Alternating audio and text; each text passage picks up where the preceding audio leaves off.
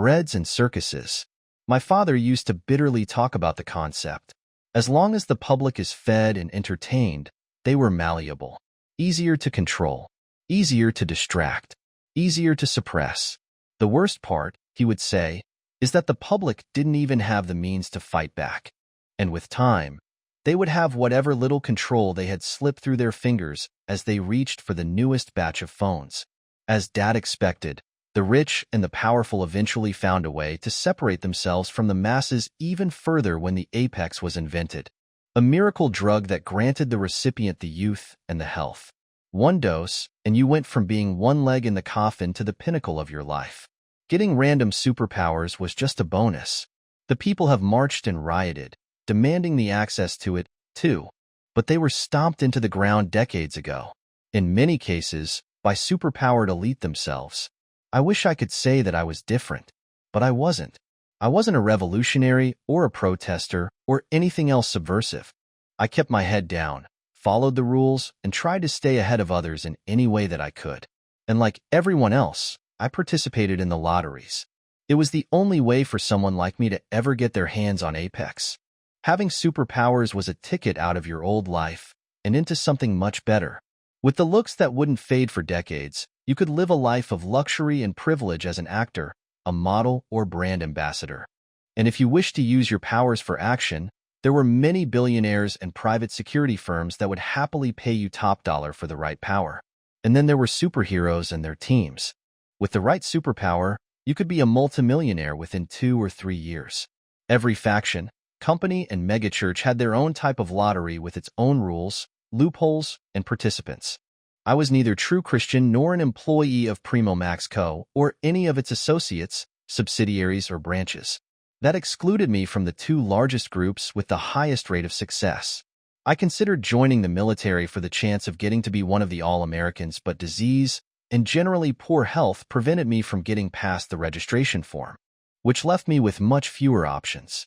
I could chance it with one of the upstarts, but those tended to get the C or even D grade version of Apex, something that would kill me within 5 years of working for them. No, I needed the A grade Apex. I signed up for Fair Play Foundation Lottery. A ticket costs $1,000. Premium ones go for $10. Did I mention that the number of lucky winners could go from 20 to just 1 person a year? Every year since turning 18, I always bought one. Every year, I lost. I used to shrug it off. Not much of a loss when compared to the potential gain. Then I was diagnosed with late-stage lung cancer. I knew that getting Apex was the only way for me to survive. I sold my car and my apartment. I cut down on the few luxuries I had. Rest was one of those luxuries, as I took on any side gig and passive income source I could. After a year of living like this, and thanks to occasional turn of luck, I saved up 20 grand. 2 premium tickets or 20 normal ones. I thought I had time to choose. I was wrong. The scalpers got to the tickets faster than normal this year. And since this year's lottery promised a special prize, they price gouged like crazy. I tried telling myself that I had 1 more year, but I knew that it was impossible. I put too much strain on my body. I wouldn't survive another year living like I had. And so, all my 20 grand were spent to buy just 1 regular ticket. Wish you luck, man. I could practically picture the smug grin on the captive that took my money and gave me a ticket. I wish I could see his face now that I stood on the stage with 6 other winners of this year's lottery. A part of me hoped that seeing my face and name on the big screen would leave the guy fuming. But I knew better. He might be pissed for a while, but he would definitely advertise himself as the guy that sold me a winning ticket. Many scalpers did the same and were quick to charge any other desperate people 10 times for their tickets at minimum. But that wasn't my problem anymore. And winner 6 is Sarah Park. Please, step into the Apex. The woman in her 40s, with a warm and nervous smile, stepped inside the sleek platinum pod. It came to life, humming softly as the screens above us showed the golden mist fill the pod. Sarah Park is an employee at K Foods.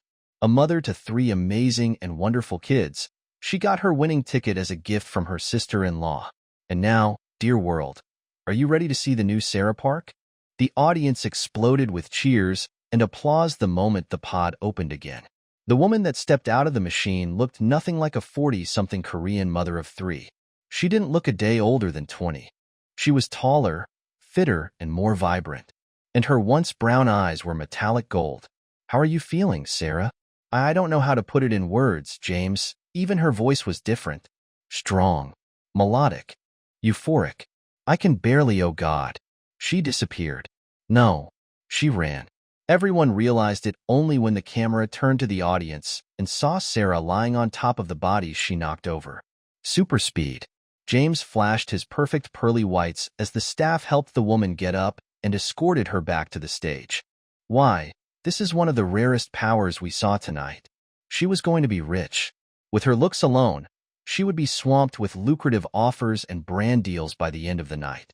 And now, our final lucky winner. The lights turned towards me. On the screen, I could see my pale and sickly frame, my ratty old clothes, and my desperate look.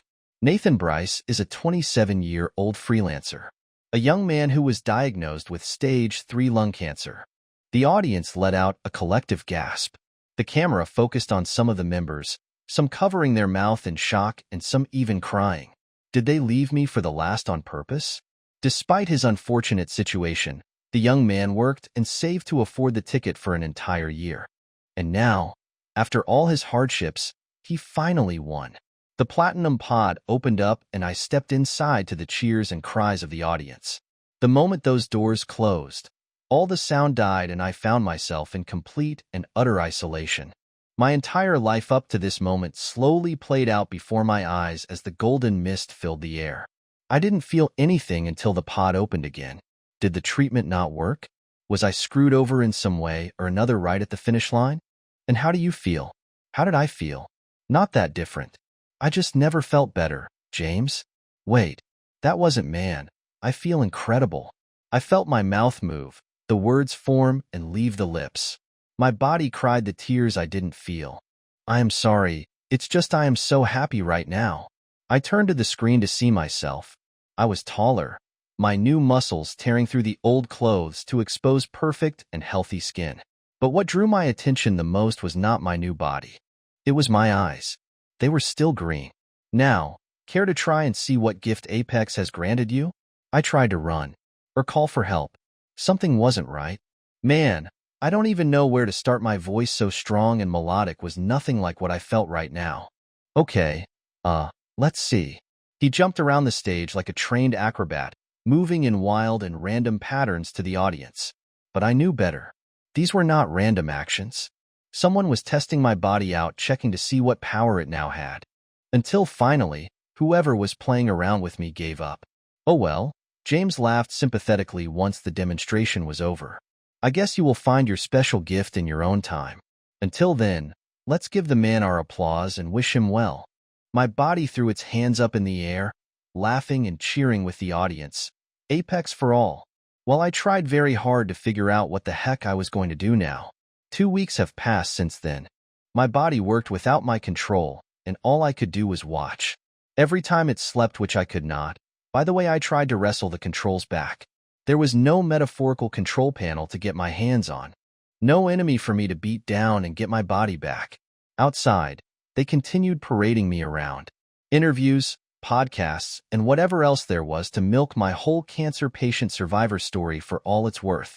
So what's with the eyes, doctor? Some type of malfunction, sir, Dr. Nade said to one of her bosses. They didn't care that I was by their side. I was in a standby mode of sorts. The nanites failed to properly take over the visual nerves and misidentified the entire area as dead cells. The closest time we can get them online? We might need to examine him further before we administer the additional batch of nanites. Meaning? 1 month, sir. Maybe 3, depending on the test results. Fine. The man didn't sound pleased. But make sure to check why his superpowers failed to manifest too. Our investors want the working products, not some model charity cases. Just like that, the man left. You really screwed things up a bit, didn't you, kid? Well, sorry for not being a nice little puppet for you. Wait, did I put you back in control? She said as I lifted my hands to my face, feeling my body for the first time in weeks. Now, I believe you have some questions. Darn right I do. Darn right I do. God, it felt so good to say what I meant to say. What the heck happened? And who are you people? She chuckled. First of all, keep it down. I have programmed my nanites to replay the fake audio and video recordings of me researching your body, but if you cause the security to come here, they will see the inconsistencies in the recordings. Nanites. That guy did mention them, too. What are these nanites? In short, they are the microscopic machines we have developed almost a century back before pumping them into your water, air, and every other thing we could. And who exactly are you? The apex, she chuckled. Well, not me. I am just a lowly researcher in charge of maintaining the apex enhanced people. It is less glamorous and important than you think. Most of my work is making sure that you people come out looking like models. Wait, I thought Apex was produced thanks to some rare mineral the Jaeger conglomerate acquired decades ago? A convenient lie. Manufactured scarcity that keeps the people from demanding more and keeps the price ever growing, she sighed. But you are not here to talk economics, are you? I don't even know why I am here, I groaned. None of this made any sense. Does that mean that everyone has these nanites? Why doesn't everyone have perfect health and superpowers then? Nanites they pumped into the world are different from the ones they give through Apex. Why is that? Because Apex is running the world, and the people in charge of it aren't very interested in the world without starvation or disease. Giving superpowers to the people that outnumber you hundreds of thousands to one is also not very appealing when you are essentially immortal and want to hold on to your power. Then why give us the regular nanites in the first place? To keep an eye on you, but more importantly, to recruit. What? The nanites collect data on every single person who has them, not just through your eyes and ears, but your blood as well. The nanites keep track of your unique DNA composition and highlight individuals that could produce the right superhuman abilities. She let her words hang in the air for a second. That way, Apex and its associates can recruit the people with the most useful and powerful abilities into their ranks. So none of this was random? The lotteries are all just fake then? Yes. A great way to distract people from how unfair the system is. And make a profit from it, too. Those lottery tickets bring in quite the steady flow of cash. Wouldn't I know it? Ducking heck, I felt my entire world crash down around me. Why tell me all of this? I don't even have any powers. She smirked. But you do. Apex nanites are not supposed to fail. Ever. In almost a century of using them, they never failed to take full and proper control of a person. She smiled at me. Until you came along. At first, I thought it was malfunction. But all your nanites appear to be operational. Then I have read the data from every individual one and found it. What did you find? Your superpower communication. My superpower is that I can talk? No, you can communicate. With nanites, more precisely. In your panic, you managed to subconsciously command the nanites to not shut down your mind like they did your body as they usually do. You commanded them to stay away from your eyes, too. I did that? I could do that? I want you to try something. She reached for a small petri dish on the table. These are nanites from your blood sample. They are deactivated. I want you to reactivate them. How do I do that? Focus on them. Visualize the process of turning them on. Easier said than done. I couldn't even see them. Heck, I didn't know what they looked like in the first place. Staring at the small drop of my own dried blood, I tried to imagine them as the small metal cells. No such luck. This isn't working, I sighed. This honestly felt like a joke. I kind of wished it was. Look, I don't know what this is, but Unit NB3728 is online, Unit NB3840 is online, Unit NB3207 is online, Unit NB3953 is online, Unit NB3182 is online. The hundreds of monotone voices jammed right into my head, bringing me to knees. I covered my ears due to the sheer volume, but it was no use. I could hear them in my brain. Unit NB4918 is online, Unit NB4440 is online, Unit NB5209 is online, Unit NB5651 is online, Unit NB57823 is online. I could see the world through them. Even if I shut my eyes, I could everything through the nanites in the air itself. I was looking at the world of the small laboratory and through thousands of tiny cameras, each one feeding me the visual and audio information with so much detail. I felt my world spinning. What is your command? What is your desire? What is our purpose? Make it stop. I wheezed from the ground. It was all just too much. Too darn much. Darn it. How do I make it stop? You need to speak to them, the doctor explained. Don't speak at them. Speak to them. Arg. Okay. How did I even do that? I had no idea how normal machines worked, let alone these nanomachines. Hey, guys? What is your command? What is your desire? What is our purpose? I need you to stop. Silence. I sighed in relief as the world around me fell silent. I could still feel the machines in the air, tiny yet so obvious to me now as they floated around in the air, constantly buzzing with energy, with this need to fulfill others' desires, and constantly supplying me with information. Everywhere I looked, the nanites provided me with basic information on anything I focused on. If I looked at the table, I could see where and when it was manufactured. Looking at the floor, I saw all the chemicals that were used to clean it and just how dirty it was still. Then I looked at the doctor. Amanda Nade designation, asset occupation, maintenance personnel / researcher. Amanda Nade is a former lead researcher on the nanite technology, currently employed at one of Apex's maintenance facilities. Her brilliant mind is held back by her ethical concerns, currently under internal investigation for the suspected breach of information. You've been staring at me for quite a bit there. Don't tell me you asked nanites to give you X-ray vision. The nanites kept feeding more and more information as I looked at the doctor. Her entire darn history was mine to see if I so wished, but it wasn't really mine to look at. I commanded the nanites to stop, and they did. I could still see small glowing dots above everything around me ready to disclose whatever information I needed if I just mentally clicked on them. All of this information. The Apex has access to it? Yup. How do you think Apex maintains its stronghold on the world? Everyone is under their watch. If they want you to do their bidding, they can access the everything from your private information to your most intimate moments. And if that doesn't work, let's just say all those superpowered winners they control can do more than just wave at cameras. In other words, Apex had the world by the orb. With your power, we can put a stop to this. It will take time, and it will be dangerous, but we can free the world from Apex's hold on it.